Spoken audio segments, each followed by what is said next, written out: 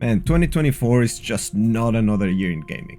It's a year brimming with potential, especially in the MMORPG arena. With games like Throne and Liberty, Blue Protocol, PAX Day, Ashes of Creation Alpha, A Perfect New World, and many other, it seems that the MMORPG industry has a bright future ahead. Within all these giants, there is a game that's been on my radar for its unique approach for a long time, and that is Ravendawn.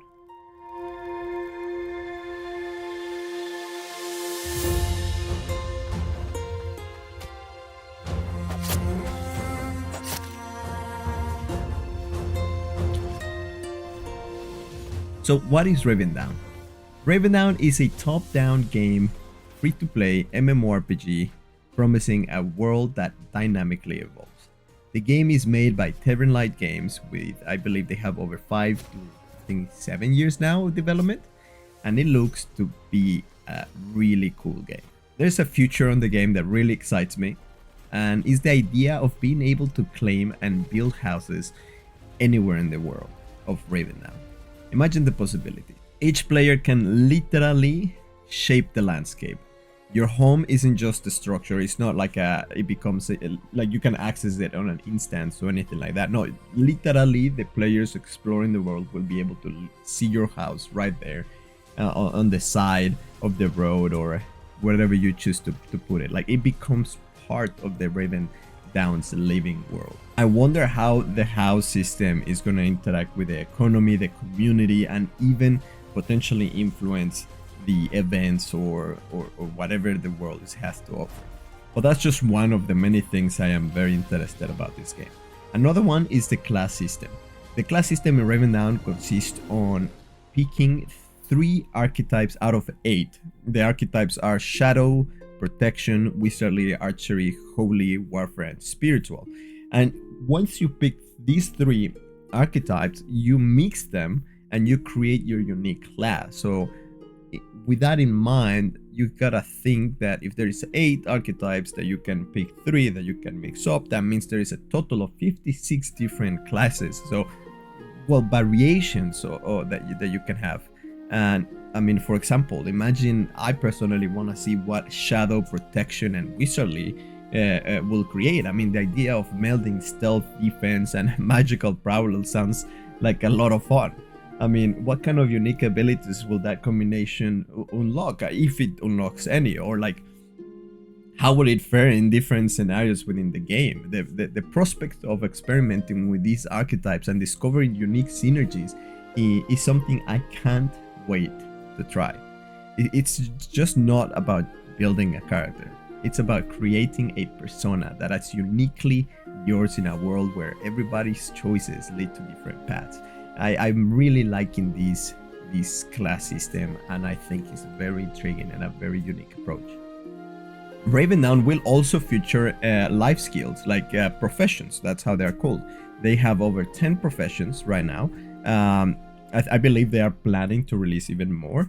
The moment the professions they have are called fishing, carpentry, cooking, breathing, mining, woodcutting, farming, blacksmithing, and husbandry, which is I believe husbandry is when you look after like cows and stuff like that, and then breathing you have like, I guess that will go for mounts and everything else. But anyhow, it's cool to see that there's so many right off the bat, right off the release.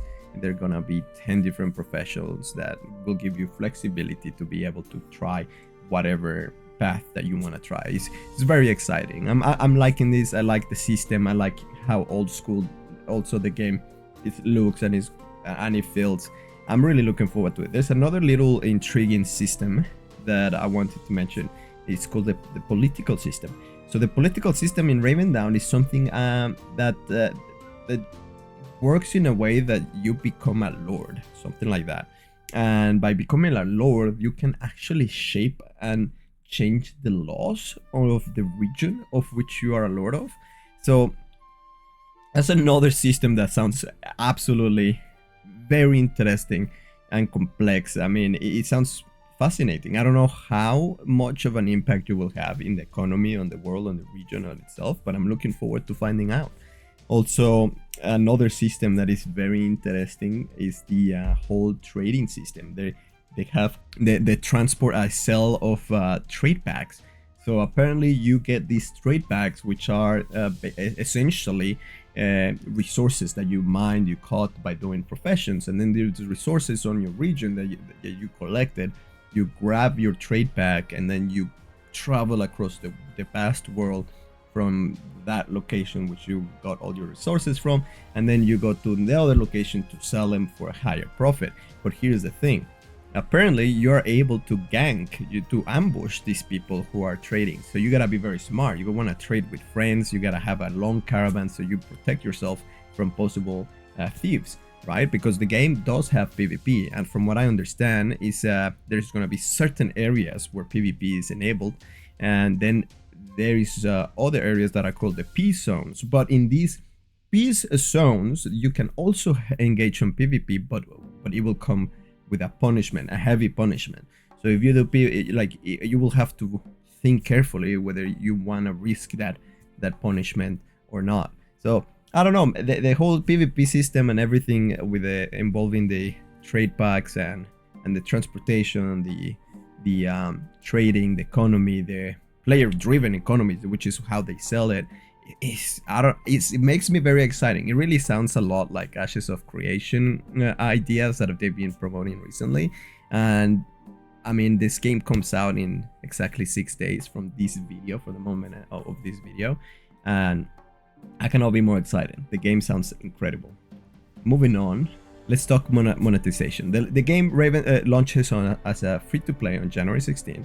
Also introduces an optional Patron subscription offering enhanced gameplay features, like you get a special little badge on your chat, you get additional rewards, you get a quicker resource regeneration, you have a priority login, and a few other little things.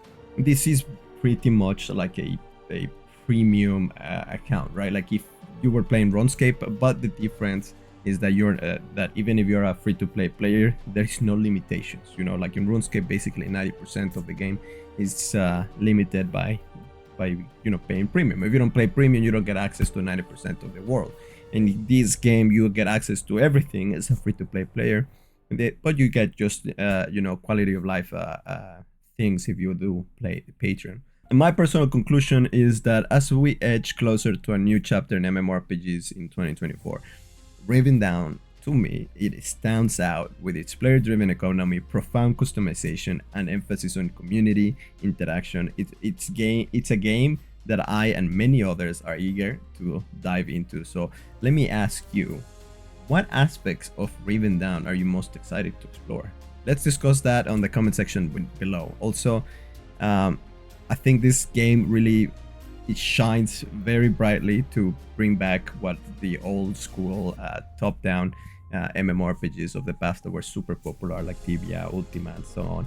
I really hope that this game will succeed as much as possible, because it has very cool systems. It sounds to be a very exciting experience, and I cannot wait to jump on it on the 16th of January. I'll definitely be covering this game for the next following months, and maybe even permanently. But anyway, with that being said, I am Tote Torres, and don't forget to leave a like and subscribe. I'll see you in the next one. Take care.